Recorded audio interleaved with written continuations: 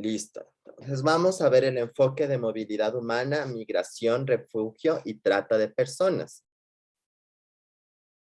En nuestra primera parte vamos a analizar los modelos migratorios, o sea, cómo se concibe en conceptos de la movilidad humana, este tema de las migraciones en una segunda parte, los conceptos de la movilidad humana, en la tercera parte de la clase, los derechos de las personas en movilidad humana, en la cuarta parte, la situación de riesgo y delitos migratorios, y vamos, bueno, con eso vamos ahí cerrando. El análisis de los modelos migratorios. El primer concepto que debemos aprender para abarcar o tratar los temas de movilidad humana y de migración es el concepto de desarraigo. Desarraigo es la pérdida de la conexión de manera permanente de la persona con su comunidad y su lugar de nacimiento y crecimiento. Esto significa que cuando la persona sale de una manera permanente del lugar de donde nace, generalmente abandona el hogar, cambia los proyectos de vida, hay una separación familiar y lo que sucede es que se genera esta desconexión cultural, emocional de la persona con el lugar de nacimiento. Eso es el desarraigo, esa pérdida de la conexión de manera permanente con su comunidad y el lugar de nacimiento y crecimiento. ¿Ok? Entonces, cuando las personas migran, hay ese desarraigo, porque tienen que cortar ese nexo de cultura con el territorio para trasladarse y vivir en otro territorio. Esa es más o menos la base de la noción cultural de las discapacidades, perdón, de la migración. Hay algunos modelos explicativos de la migración. Podemos comenzar hablando de los modelos clásicos de la movilidad humana, de la migración, que la una habla de la modernización, la dependencia y la expulsión, atracción. La modernización, ¿qué significa? Que las personas salen o se desarraigan, salen de los lugares em, em, de los lugares donde nacieron, con esta idea de ir a vivir a lugares más modernos, es decir, del campo a la ciudad, de una sociedad tradicional conservadora a una ciudad o un país más moderno, esta lógica de periferia-centro. Ese es un modelo, una idea social para explicar migraciones, ¿no? Cómo es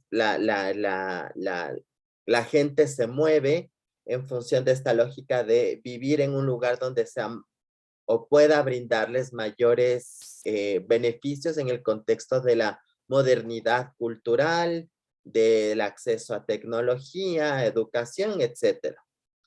El siguiente modelo de explicación de la migración son los modelos el modelo de dependencia.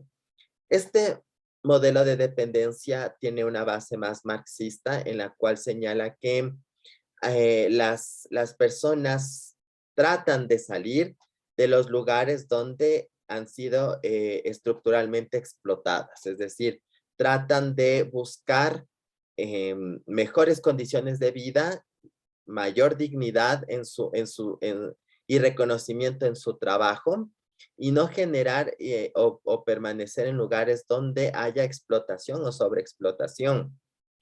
Y finalmente tenemos el modelo de la expulsión-atracción. Es, por ejemplo, entendiendo que muchas veces las migraciones se dan por factores expulsivos, es decir, factores que provocan esta idea de expulsión de las personas, como las malas condiciones económicas, guerras, condiciones sociales, condiciones políticas, desastres naturales que provocan que dentro de un país haya convulsiones sociales internas y que las personas se vean con esta necesidad de salir o huir. Y la otra es esta idea de atracción, o sea, no necesariamente porque en su país existan condiciones muy malas o muy adversas, o sea, no necesariamente es porque dentro del país existan situaciones complejas, sino que en comparación con otros países, otros lugares, otras ciudades, se sienten atraídas bajo esos otros lugares en función de estas ideas de mejores condiciones, ¿no? Que sienten que en comparación hay mejores condiciones en otro lugar, por lo que miran esta lógica de atracción, o sea, se mueven porque ven al otro lugar como más atractivo para vivir o para desarrollarse que el lugar en donde nacieron o donde están. Hay otros modelos de explicación de la movilidad humana, que son los enfoques nuevos, que se basan, por ejemplo, en la presión demográfica, que cuando existe capaz mucha gente en determinado lugar, hay pocas oportunidades y eso obliga a las personas a buscar otros espacios, otros lugares. El deterioro de las condiciones de vida es otra justificación muchas veces de la migración por las condiciones de los países culturales o económicas que facilitan o promueven esta expulsión. La inestabilidad política, como hablábamos antes, guerras internas, persecución, delincuencia, puede ser que provoca esta huida de las personas. Problemas ecológicos, por ejemplo, si hay desastres naturales, erupciones volcánicas, terremotos, eh, provoca que algunas ciudades o las casas de las personas estén destruidas o que el lugar donde vivían ya no sea habitable y se tengan que mudar a otro lugar. Factores culturales o históricos, por ejemplo, donde no sé, en países donde las mujeres son vistas como menos, o donde la homosexualidad es todavía delito, o donde se persigue a determinadas personas por una condición política o religiosa, esas personas deciden salir de ese país o de ese lugar por estos factores culturales o factores históricos. Y por otro lado, influencia de los medios de comunicación, porque muchas veces los medios de comunicación venden una idea de unas mejores condiciones de vida en otros países, sí, pero no necesariamente es una realidad lo que venden los medios de comunicación. Entonces, estas son otras explicaciones como para entender el proceso migratorio. Hay otros condicionamientos perdón, de las migraciones que son generalmente los contextos políticos, ¿sí? Los contextos políticos. Y estos contextos políticos provocan estas expulsiones o estas factores de movilidad. Por ejemplo, la situación económica, como pasó en el Ecuador el feriado bancario, que esta condición política y económica provocó la migración de nuestros compatriotas, o lo que sucede con Venezuela por su condición sociopolítica, ha generado ese éxodo de personas venezolanas. Las guerras mundiales, la Primera y la Segunda Guerra Mundial, provocó en los años en las finales de los 20 y luego en 1945 en adelante, las guerras en Europa que provoca la movilización de las personas. Igual las guerras en cualquier lado del mundo provocan migración. La violencia generalizada provoca también migración, como vimos también los desastres naturales. Hay otras formas de que se provocan la migración, como la trata de personas a través de la trata de esclavos. Acordémonos de todo el proceso de esclavización de África y la diáspora africana a Europa y América, justamente con esta lógica, no porque las personas africanas voluntariamente se vieron en esta toma de decisión de trasladarse, sino que fueron esclavizadas. Y la colonización también provocó justamente estos factores de movilización, ¿no? Hay otros modelos explicativos de las migraciones a través de las redes migratorias. ¿Qué significa esto? Que cuando personas migrantes, muchas veces las migraciones van por olas, ¿no? Una primera ola sale y va a mirar los países, los territorios, las condiciones, y luego van otras olas, ¿no?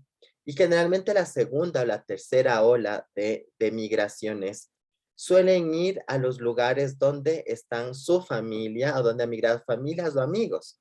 ¿Por qué? Porque estas redes migratorias amortiguan el peso de los costos de la migración, las rupturas con la cultura y los vínculos de origen, porque si ya, por ejemplo, hay una colonia por ejemplo, de ecuatorianos en España, es más fácil para otro ecuatoriano ir a un lugar donde hay ecuatorianos o donde hay familia o amigos o amigas, que probablemente ir a otros lugares donde no tiene unas redes, que es otro modelo de las migraciones, el tema de las redes migratorias. Por la afinidad, hay mayor densidad de redes de amigos, parientes, que los pueden ayudar, información, tienen mayor información sobre el lugar donde conseguir trabajo, vivienda, etcétera. Es más fácil la adaptación por la disminución de los costos de los riesgos de migración respecto a conseguir lugar de trabajo o donde vivir. Las migraciones son más un proceso familiar social que el fruto de una decisión unipersonal cuando hablamos de las redes migratorias. Por ejemplo, lo que pasa con venezolanos en Ecuador, Perú, o en Argentina o en Chile, muchas veces se basa por este tema de las redes migratorias, porque justamente a mediados de los 2000, qué sé yo, 2013, 2014, vino una primera ola de venezolanos, vieron la situación y justamente se acomodaron, ya vieron cómo era el proceso y justamente se hizo más fácil que su familia, sus amigos puedan venir a los lugares donde ya hay una colonia o hay redes de compatriotas, ¿no? Y lo mismo, como yo decía, sucede con los ecuatorianos en España o en Italia, que es más fácil esas migraciones por redes que cuando se va por primera vez a descubrir el nuevo espacio donde se van a arraigar. Los conceptos de la movilidad humana. Sobre los conceptos de la movilidad humana hay hay este glosario de términos. Por ejemplo, el término migrar es el concepto paraguas. Migrar es dejar el lugar de arraigo para trasladarse a otro. Emigrante es la persona que deja un estado con el propósito de trasladarse a otro. O sea, es el nacional que va a otro lado, ese es el emigrante. El inmigrante es la persona extranjera que llega al estado nacional. Por ejemplo, en el caso ecuatoriano, los ecuatorianos y las ecuatorianas que migran a otros países son emigrantes. En cambio, para los ecuatorianos que vivimos en Ecuador, las personas extranjeras que vienen a vivir al Ecuador son inmigrantes. ¿Sí? Como yo les decía, migrantes es el término genérico. Son migrantes dentro del paraguas de migrante. Está emigrante e inmigrante, pero el emigrante es el nacional que va a vivir a otro país y el inmigrante es el extranjero que viene a vivir al país donde estamos nosotros. El estatus migratorio es la condición jurídica en la que se encuentra un migrante, es decir, si cuenta con los permisos administrativos de permanencia en el lugar. Trabajador migrante es la persona que migra con fines de emprender un trabajo para mejorar las condiciones de dignidad y acceder a mejores recursos económicos. Como yo les decía, el inmigrante es la persona extranjera que su destino es el Ecuador, ¿sí? Y la persona emigrante son los ecuatorianos que se van, ¿ok? La persona turista es una persona que está en tránsito, no tiene fines de arraigo. Un turista no es un migrante, ¿sí? Un turista no es un migrante. Un migrante es quien tiene la intención de arraigarse. Un turista está de paso, viene a conocer, viene a pasearse, pero no tiene la intención de asentarse.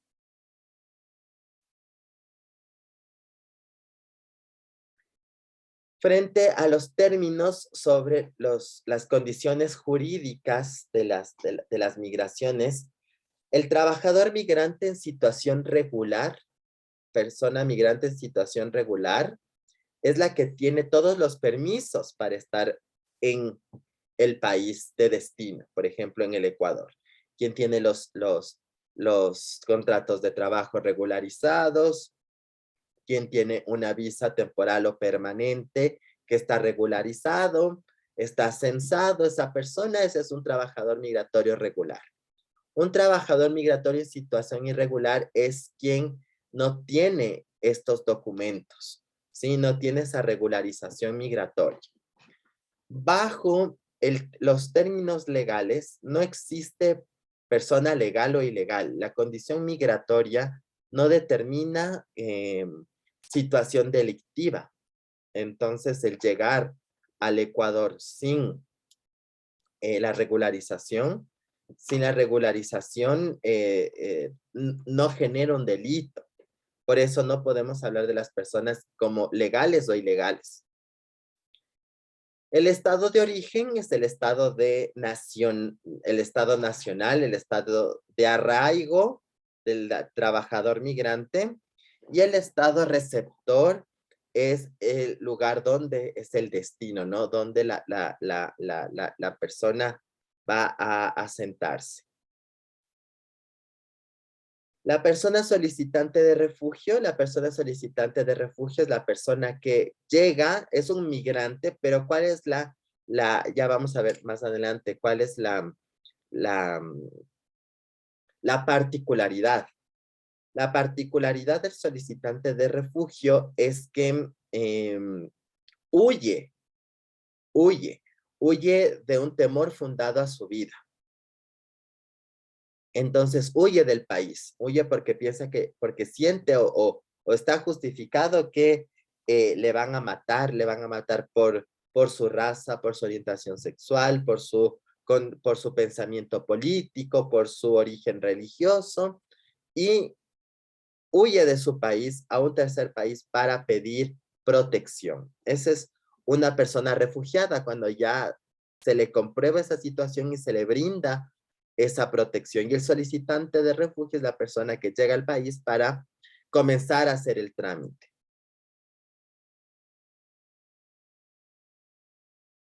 Los derechos de las personas en movilidad humana. ¿Ok? Como vimos en el Ecuador, tenemos los contextos, los enfoques de igualdad, que eran unas preguntas de la lección que les preguntaba ¿qué dice la Constitución ecuatoriana sobre la política pública? Y la Constitución ecuatoriana en los artículos 156 y 157 dice que todas las políticas públicas nacionales deben tener enfoques de igualdad. Es decir, tienen que mirar las necesidades especiales de las poblaciones en función del género, de la intergeneracionalidad, de la interculturalidad, de la discapacidad y en este caso de la movilidad humana. La Constitución ecuatoriana señala en el artículo 6 que todas y todos los ecuatorianos gozamos de los mismos derechos, ¿ok? Y que las personas que también obtienen la nacionalidad ecuatoriana por nacimiento, por naturalización, ¿sí? Tienen igual los mismos derechos que una persona ecuatoriana. El artículo 7 de nuestra Constitución nos habla de cómo podemos obtener la ciudadanía siendo ecuatorianos o para ser ecuatorianos y ecuatorianas. Primero es las personas nacidas en el Ecuador. Sí, las personas nacidas en el Ecuador, que eso se le denomina ius solis. Es decir, que cualquier persona que nace en el Ecuador, independientemente si sus padres son extranjeros, si nace esa persona en el Ecuador, es ecuatoriano y tiene los derechos como ecuatoriano. Otra forma de obtener la ciudadanía ecuatoriana son las personas nacidas en el extranjero, pero que tienen padre o madre ecuatoriano, ¿sí? Y se puede reclamar la nacionalidad ecuatoriana si las personas nacen en el extranjero, si hasta el tercer grado de consanguinidad son ecuatorianos de nacimiento, por ejemplo. Entonces, si alguien nace, qué sé yo, en Bulgaria, ¿ya?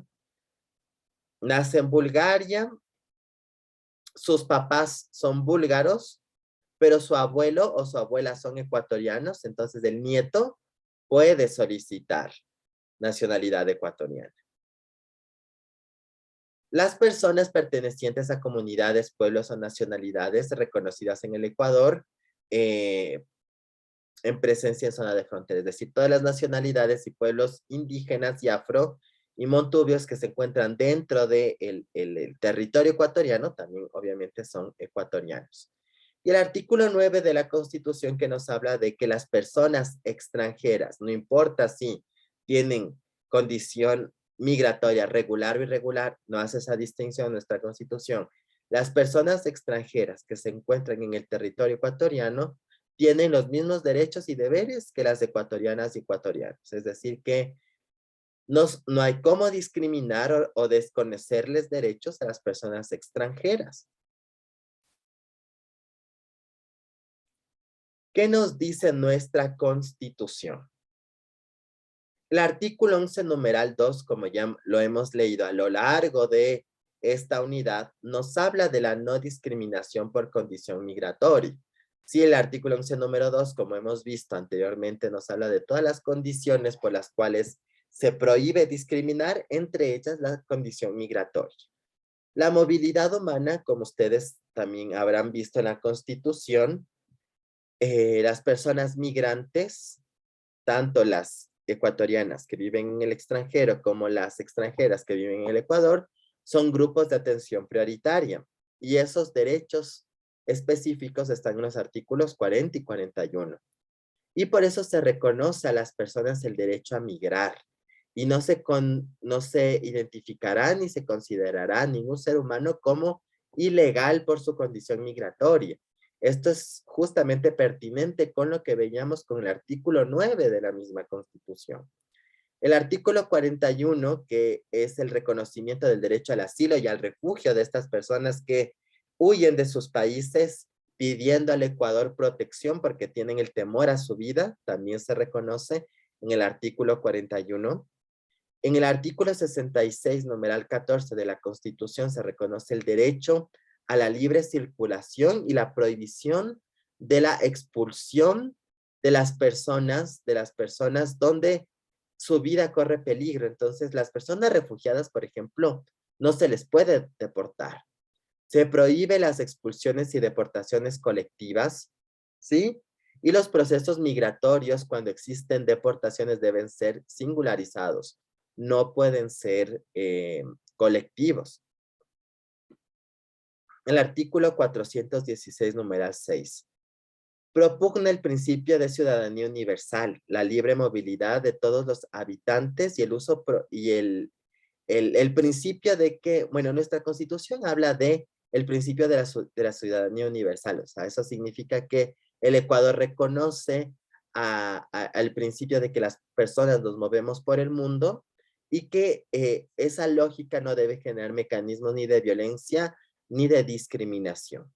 En el artículo 423, numeral 5, se propicia la ciudadanía latinoamericana y caribeña, la libre circulación de las personas en nuestra región, implementando mejores mecanismos de protección a las poblaciones de frontera, a las personas refugiadas, especialmente a las personas latinoamericanas. Digamos que ese es esa visión de la lógica de movilidad humana del Ecuador, porque también el Ecuador en la Constitución del 2008 reconoció todo el éxodo de nuestros conciudadanos en la época del feriado bancario.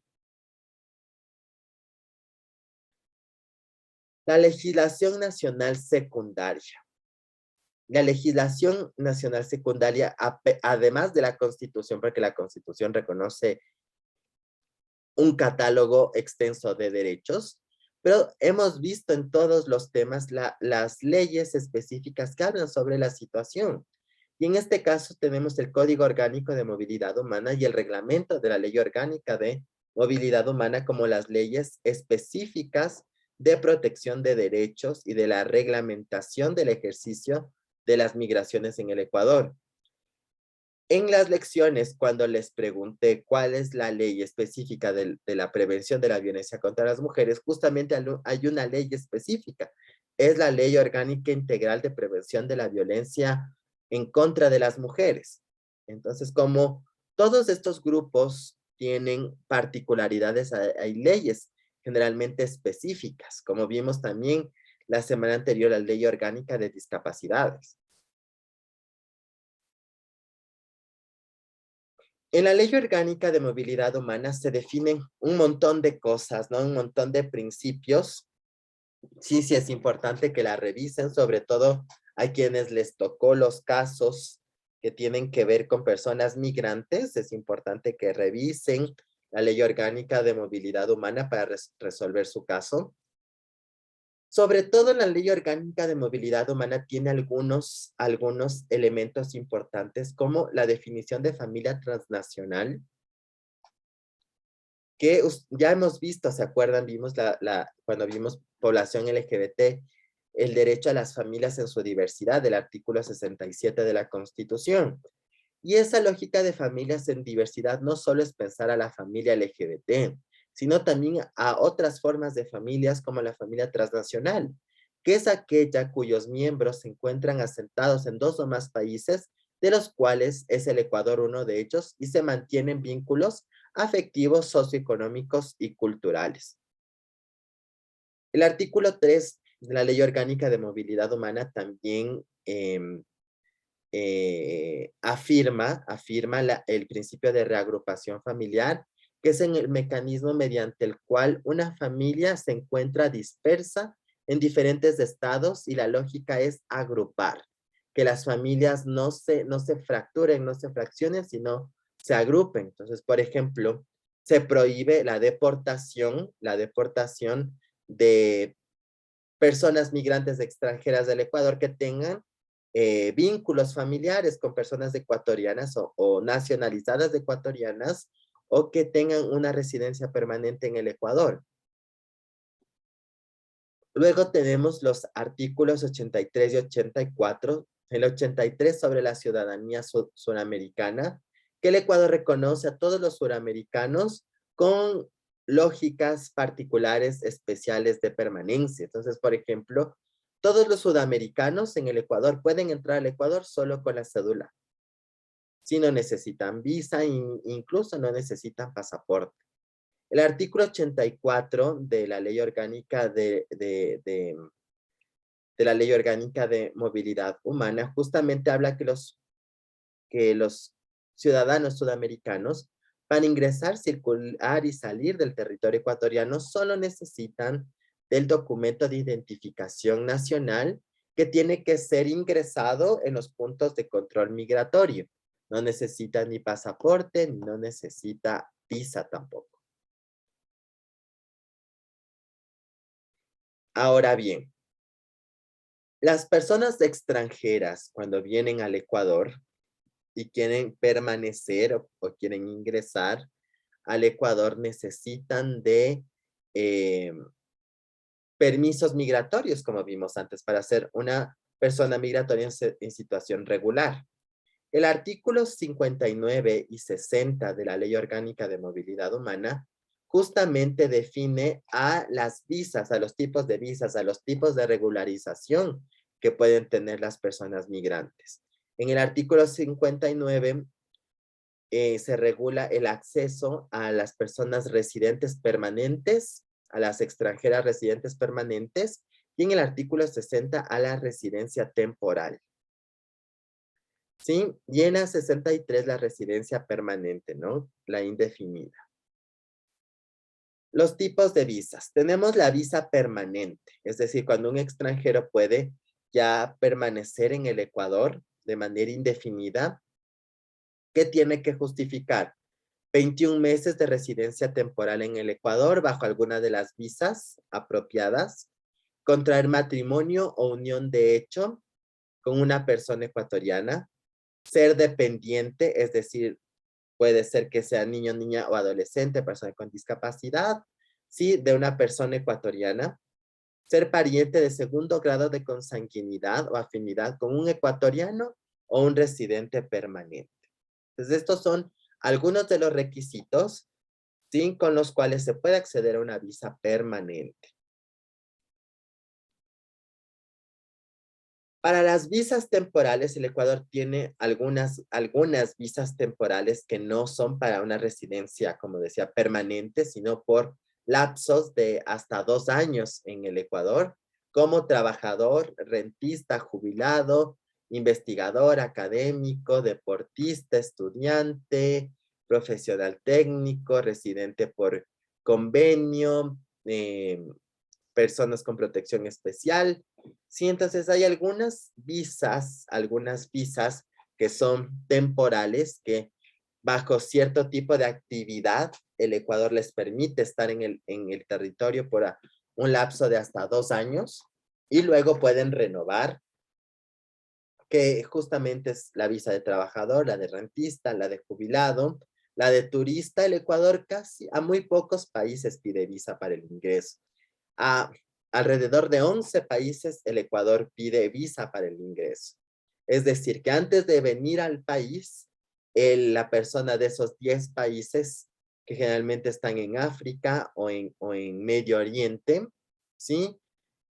Tienen que hacer un proceso de visado, es decir, ir a la embajada ecuatoriana, solicitar permiso, que le aprueben ese permiso y ahí viajar al Ecuador. El proceso de deportación. El proceso de deportación es un proceso administrativo. Es un proceso administrativo mediante el cual la autoridad de control migratorio tiene conocimiento por cualquier situación de que una persona ha incurrido en una causal de deportación. Es decir, que una persona ingresó al país sin pasar por un control migratorio o se le caducó la visa. Sí, entonces esas condiciones le provocan a una persona ser deportada. ¿Ok? Y eso justamente pasa por un proceso administrativo en los cuales el Estado tiene que generar condiciones para una expulsión apropiada bajo un debido proceso a las personas extranjeras que no cumplen con la regularización administrativa migratoria en el Ecuador.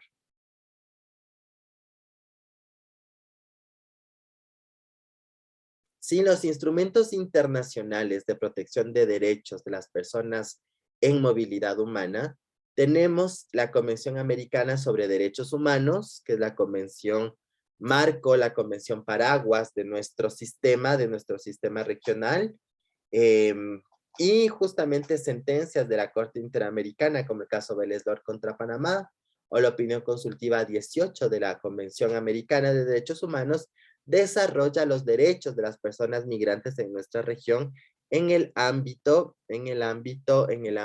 interamericano. En el sistema universal tenemos la Convención Internacional sobre la Protección de los Derechos de todos los trabajadores migrantes y sus familias. Esta es una de las convenciones especiales e importantes para los temas migratorios. Y los pactos internacionales, el Pacto Internacional de Derechos Civiles y Políticos.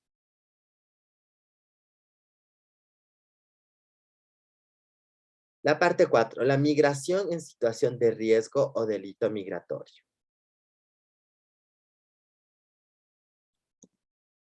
Ok, para pasar esta parte, les voy a compartir un video.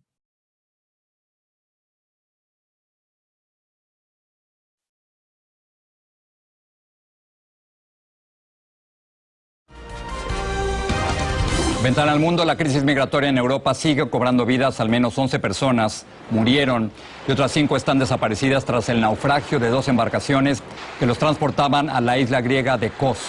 En una de ellas viajaban 11 inmigrantes, de los que solo 4 fueron rescatados con vida. En el segundo bote iban 6 refugiados, pero una mujer y 3 niños murieron. La Armada italiana rescató a 90 migrantes de una precaria embarcación y los trasladó a una más grande en alta mar. Más de 1000 personas han sido rescatadas del Mediterráneo en las últimas 24 horas en varias operaciones. La Organización Internacional de Migración dijo que más de 350.000 refugiados han atravesado el mar Mediterráneo en busca de una mejor vida este año y más de 2.600 personas han muerto en el intento.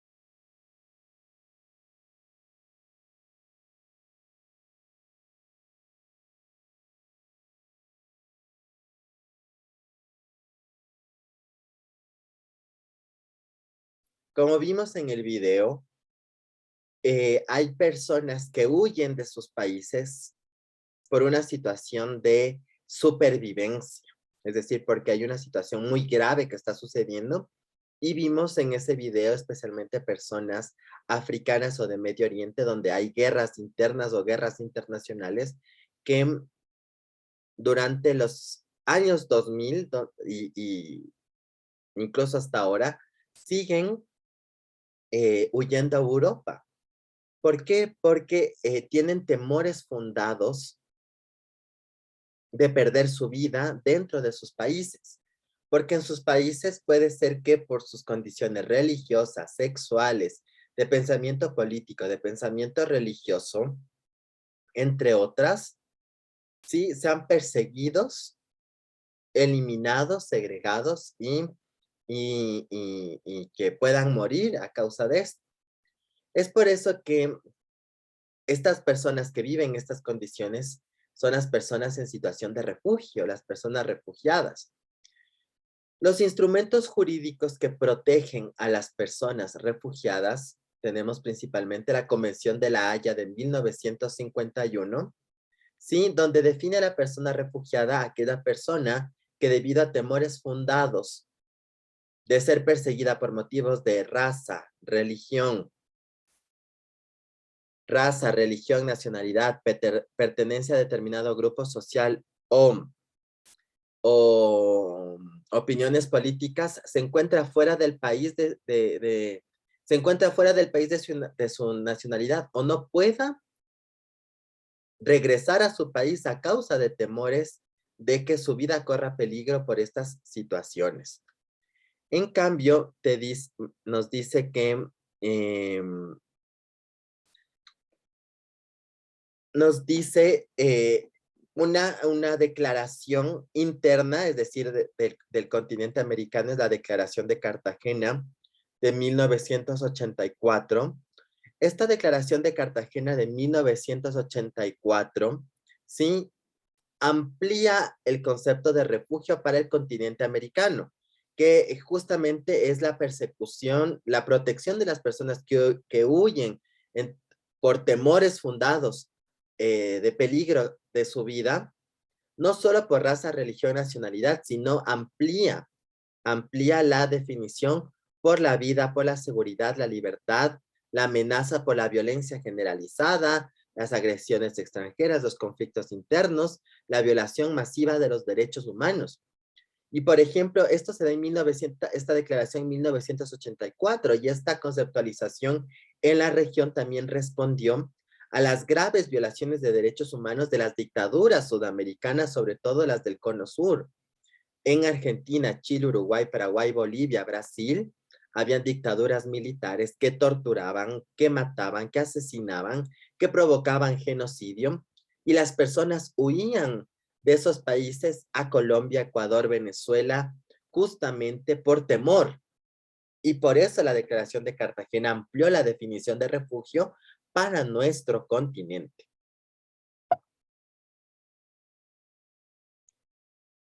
En el marco jurídico adicional de las convenciones que vimos, la convención de la convención de La Haya de 1951 y la Declaración de Cartagena, también tenemos la Convención Americana sobre Derechos Humanos, tenemos la condición sobre el Estatuto de los Apátridas, que esta condición de apatridia es interesante, no es muy común, pero es interesante que justamente las personas apátridas son las personas que no tienen un país, es decir, que nacieron en un lugar del mundo que no es Estado.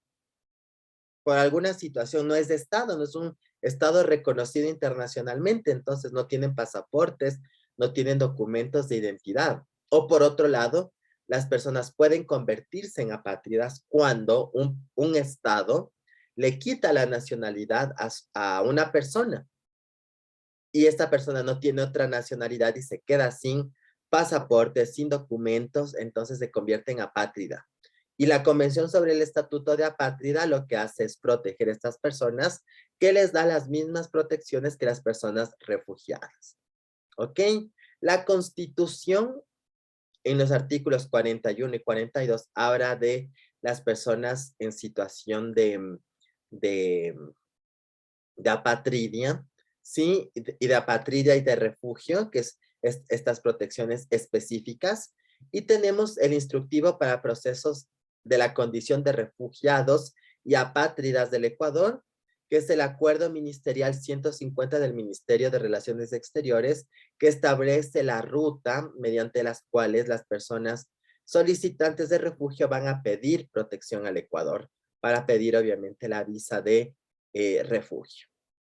Entonces, la una forma de migración en situación de violencia y en situación de violencia es la parte de refugio y apatridia. La otra forma de migración es la migración que se realiza producto de un delito. Y ese delito es la trata de personas. La trata de personas es un delito multimodal, porque trata de la captación, el transporte y la captación a través del engaño. El transporte, el traslado, la acogida, la recepción de las personas con fines de explotación. Es decir, a la persona se le capta, se le engaña, se le lleva a otro lado, se le traslada y tiene fines de explotación, sea explotación sexual, esclavitud, mendicidad, explotación laboral, matrimonio servil y la extracción de órganos. Todo esto está sancionado por el Código Orgánico Integral Penal ecuatoriano, pero también por los instrumentos internacionales de derechos humanos.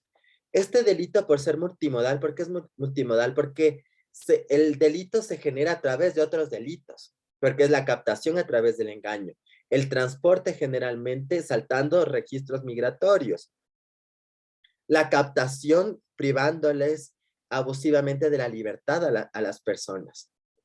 Y estas formas de explotación, ¿sí? Muchas veces, o más bien se realiza a través de delincuencia organizada, porque no es un delito que lo puede generar una persona, tiene que haber una red que provoca la trata de personas, ¿sí? Antes se hablaba de trata de blancas, ese discurso es discriminatorio. Se habla de trata de personas porque cualquier persona, ¿sí? No solo las personas blancas pueden ser víctimas del delito de trata. Y la trata puede ser nacional o internacional, es decir, nacional es cuando esta captación, transporte y explotación se da dentro de un país, es decir, cuando a una persona la captan, la engañan, qué sé yo, en la costa y la van a explotar en el oriente, es una trata de forma nacional. Pero también hay la trata internacional donde a las personas se les capta, se les engaña, se les rapta y se les lleva a otro país para la explotación en otro país. El otro delito migratorio es el tráfico de personas o lo que se denomina como coyoterismo. El coyoterismo, el tráfico de personas, es el proceso en el cual esta red le provee el servicio de facilitación de la entrada ilegal a una persona a un estado que no es nacional. Es decir, cuando una persona le contrata a una red de coyoterismo o de tráfico de personas que le lleven a Estados Unidos. Entonces, le pasan por todos, o sea, le llevan por caminos que esquivan los controles migratorios, y el fin del tráfico de personas es llevarle a la persona al lugar que quiera, a un país de destino, pero no tiene fines de explotación. Es decir, la red de tráfico se desvincula de la persona cuando le deja en el lugar que acordaron que le deje. En cambio, la trata, como vimos, tiene un fin de explotación, es decir, le lleva, pero está inmiscuida, está dentro de la red. En cambio, el tráfico, esta red se desliga de la persona cuando llega al lugar. Pero obviamente todo lo que sucede en el proceso, y justamente en los videos de la plataforma estaba eso, de cómo de las cosas muy feas y complicadas que resultan de esta migración a través del tráfico de personas, a través de estas redes migrantes donde violan a niños, violan a mujeres, o a veces en estos caminos de las redes de tráfico son captadas por paramilitares, guerrilleros o redes de trata o narcotráfico, por lo que hay una exposición muy alta a riesgos, ¿no? El tomar estas redes de coyoterismo, pero muchas personas optan por esto porque no tienen el dinero o las condiciones para optar por una visa para ir a un lugar, sea Europa o Estados Unidos, ¿no? Entonces, esas son las condiciones. El marco jurídico de estos fenómenos, tenemos la Convención Americana de Derechos Humanos que establece la prohibición de esto, el Protocolo de Palermo contra la trata de personas, el Protocolo de Palermo contra el tráfico de migrantes, el Estatuto de Roma. Todas estas son normas internacionales que condenan y prohíben la trata y el tráfico. Y en la Constitución ecuatoriana, la trata y el tráfico se prohíben en el artículo 66, numeral 29, literal B, en el Código Orgánico Integral Penal desde el artículo 91 hasta el artículo 112, y en el Código de la Niñez y la Adolescencia en los artículos 67 del 67 al 68.